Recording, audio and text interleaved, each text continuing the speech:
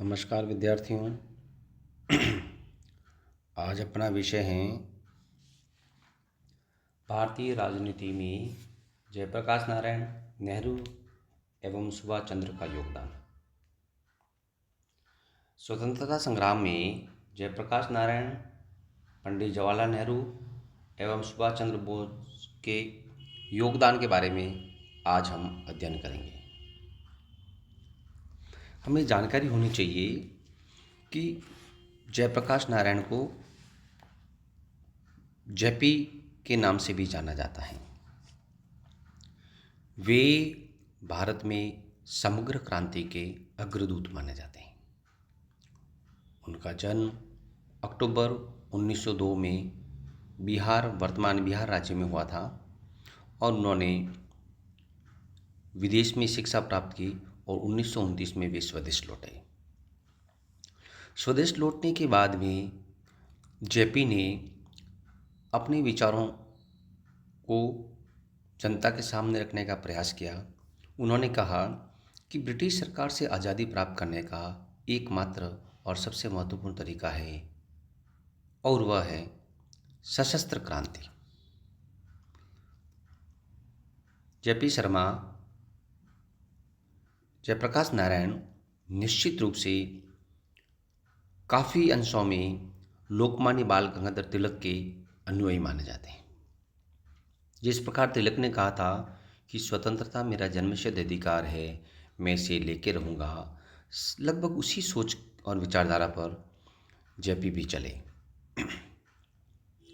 JP ने अपने विचारों को कुछ पुस्तकों में भी समाहित किया, जिसमें राज्य व्यवस्था की पुनर्संरचना एक पुस्तक उनकी बहुत ही प्रसिद्ध रही है। अपने प्रखर विचारों के कारण, क्रांतिवादी विचारों के कारण, स्वदेश के लिए अपूरणीय कार्य करने के कारण जेपी को लोकनायक के रूप में भी जाना जाता है। तो स्वतंत्रता संग्राम के आंदोलन के अंतर्गत ही हम जेपी का अध्ययन करेंगे। हालांकि जयप्रकाश नारायण स्वतंत्रता प्राप्ति के बाद में भी विभिन्न प्रकार की जो सत्ताओं थी, सत्ताओं के संघर्ष के साथ वो जुड़े रहे। उनको कभी पद का लोभ नहीं रहा। उनकी आज़ादी के बाद की जो कार्य हैं उसको भी आज देश और समाज जब जानता है, तो इंदिरा गांधी के इलेक्शन से चुनाव के संदर्भ में या जेपी की जो क्रांति है वह एक समग्र क्रांति थी, जिसको आज भी इतिहास में महत्वपूर्ण स्थान दिया गया है। लेकिन आज़ादी के हिसाब से देखा जाता है तो जयप्रकाश नारायण ने ब्रिटिश सरकार के विरुद्ध बहुत ही संघर्षता के साथ कार्य किया। धीरे धीरे उनकी जो आंदोलन का अतिवादी रुख था थोड़ा नरम हुआ और धीरे धीरे वे नेहरू और गांधी के संपर्क में आने के कारण फिर उन्होंने क्रांति में एक नवीन दिशा देने का प्रयास किया। इस प्रकार जेपी के बारे में हम ये कह सकते हैं कि वह एक क्रांति के अग्रदूत थे। उन्हें लोकनायक कहा जाता था और उन्होंने समग्र क्रांति को जन्म दिया, जिसके द्वारा ब्रिटिश सरकार को भी अपने हाथ वापस खींचने पड़े। उसी प्रकार से जयप्रकाश नारायण के बाद में हम जब नेहरू की बात करते हैं तो पंडित जवाहरलाल नेहरू भी भारतीय राजनीति में एक महत्वपूर्ण अंश के रूप में विद्यमान होते हैं। स्वतंत्रता संग्राम के इतिहास में महात्मा गांधी के पश्चात सबसे महत्वपूर्ण नेता पंडित जवाहरलाल नेहरू थे। उनका जन्म 14 नवंबर 1889 को इलाहाबाद में हुआ था। उनके पिता पंडित मोतीलाल नेहरू थे। जवाहरलाल का जीवन यापन एक राजकुमार की तरह हुआ। शिक्षा प्राप्त करने के लिए वे विलायत गए। 1912 ईस्वी में वे बैरिस्टर बनकर भारत वापस लौटे। उन्होंने इलाहाबाद में वकालत शुरू की, परंतु शीघ्र ही इसे छोड़कर वे राष्ट्रीय स्वाधीनता संग्राम में कूद पड़े। वे असहयोग आंदोलन और अन्य आंदोलनों के सक्रिय सदस्य एवं कार्यकर्ता रहे। फलतः उन्हें अनेक बार जेल जाना पड़ा। कांग्रेस में भी प्रारंभ में वामपंथी मोर्चे में रहे, परंतु बाद में गांधी जी के कट्टर समर्थक बन गए। वे अनेक बार कांग्रेस के अध्यक्ष बनाए गए। जवाहरलाल नेहरू ने ही औपनिवेशिक स्वराज के बदले पूर्ण स्वराज की मांग रखी।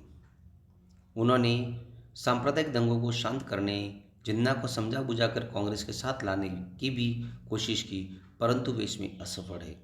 जब अंतरिम सरकार का गठन हुआ तो वे इसके प्रधानमंत्री बने। वे स्वतंत्र भारत के भी प्रथम प्रधानमंत्री बने। इस पद पर वे 27 मई 1964 तक बने रहे। प्रधानमंत्री के पद पर ही उनकी मृत्यु हुई। स्वतंत्र भारत को एक नई दिशा देने में नेहरू की भूमिका उल्लेखनीय है। उनके प्रधानमंत्रित्व काल में भारत में जनतंत्र की जड़ें मजबूती से जम गई। देश में क्रांतिकारी सामाजिक और आर्थिक विकास के कार्यक्रम लागू किए गए, पंचवर्षीय योजनाएं बनी, देश का औद्योगिक विकास हुआ। अंतर्राष्ट्रीय क्षेत्र में नेहरू की गुटनिरपेक्षता की नीति का पूरे विश्व में स्वागत किया गया। उनका पंचशील का सिद्धांत आज भी अनूठा है। नेहरू ने विश्व की अनेक समस्याओं में मध्यस्थता की भूमिका निभाई। संक्षेप में यह कहा जा सकता है कि 20वीं शताब्दी के इतिहास में नेहरू ने भारतीयों के नेता के रूप में और एशिया की नवीन पद्धति के रूप में एक अंतर्राष्ट्रीय आत्मा के प्रवक्ता के रूप में एक निर्णायक भूमिका अदा की। इस प्रकार हम भारतीय राजनीति में स्वतंत्रता संग्राम में नेहरू की जानकारी प्राप्त कर सकते हैं। नेहरू के साथ साथ जब हम सुभाष चंद्र बोस की बात करते हैं तो नेताजी के नाम से प्रसिद्ध बोस का जन्म उड़ीसा के कटक में 23 जनवरी 1897 ईस्वी को हुआ था। वे बचपन से ही कुशाग्र बुद्धि एवं क्रांतिकारी विचारों के थे। उन्होंने 1920 ईस्वी में ही ICS की परीक्षा में सफलता प्राप्त कर ली थी, परंतु शीघ्र ही उसे त्याग कर वे राष्ट्रीय आंदोलन में कूद पड़े। वे देशबंधु चित्तरंजन दास से अधिक प्रभावित थे। शीघ्र ही उनके विश्वास पत्र बन गए। जब स्वराज दल का गठन हुआ तब उन्होंने उनके आदेशों के प्रचार की जिम्मेदारी उन्होंने निभाई। 1924 में वे कलकत्ता निगम के मुख्य कार्यकारी अधिकारी नियुक्त किए। उनके क्रांतिकारी विचारों के चलते उन्हें गिरफ्तार कर मांडले, बर्मा में 3 वर्ष के लिए निर्वासित कर दिया गया। जेल से वापस आने के बाद वे फिर कांग्रेस राजनीति में सक्रिय हो उठे। नेहरू के साथ उन्होंने कांग्रेस के अंदर वामपंथी मोर्चा बनाया और दक्षिणापंथी कांग्रेसियों की नीति की कटु आलोचना की। गांधी जी की नीतियों का यह विरोध करते थे। गांधी के प्रयासों के बावजूद उनके प्रत्याशी सतपटा सीतारामैया को पराजित कर वह 1939 ईस्वी में त्रिपुरा अधिवेशन के अध्यक्ष चुने गए। इससे कांग्रेस के अंदर गुटबाजी बढ़ गई। तंग आकर उन्होंने अध्यक्ष पद से इस्तीफा दे दिया और फॉरवर्ड ब्लॉक की स्थापना की। 1941 ईस्वी में नजरबंदी में रहते हुए भी भागकर वह काबुल, मास्को के रास्ते बर्लिन पहुंचे। वहां उन्होंने युद्धबंदी भारतीयों को संगठित कर अंग्रेजों के विरुद्ध सशस्त्र संघर्ष की तैयारी शुरू कर दी और बर्लिन से वे जापान चले गए। वहां से रासबिहारी बोस द्वारा स्थापित भारतीय स्वतंत्रता लीग के अध्यक्ष बने और भारतीय राष्ट्रीय सेना का गठन किया, जिसे इंडियन नेशनल आर्मी कहा जाता था। उन्होंने सिंगापुर में 1943 ईस्वी में स्वतंत्र भारत की अस्थायी सरकार बनाई। जापानी सहयोग से उन्होंने भारत पर सशस्त्र आक्रमण की योजना बनाई। देशवासियों को संबोधित करते हुए उन्होंने कहा था, तुम मुझे खून दो, मैं तुम्हें आज़ादी दूंगा। उन्होंने आज़ाद हिंद फौज को दिल्ली चलो का नारा देकर प्रेरित किया। बर्मा के रास्ते वे कोहिमा तक बढ़ाए और वहां स्वतंत्र भारत का झंडा फहराया। दुर्भाग्यवश इसी समय जापानी सेना की हार होने लगी और उसे बर्मा से लौटना पड़ा। फलतः आज़ाद हिंद फौज को भी पीछे हटना पड़ा। सिंगापुर से वे टोक्यो की तरफ बढ़े, परंतु रास्ते में ही 18 अगस्त 1945 को एक विमान दुर्घटना में मारे गए। सुभाष चंद्र बोस वैसे स्वतंत्र सेनानी थे जो बल प्रयोग द्वारा अंग्रेजों के चंगुल से भारत को मुक्त कराना चाहते थे। यद्यपि इस प्रयास में उन्हें सफलता नहीं मिली, परंतु इसे राष्ट्रीय स्वतंत्रता संग्राम में उनकी भूमिका कम नहीं आंकी जा सकती।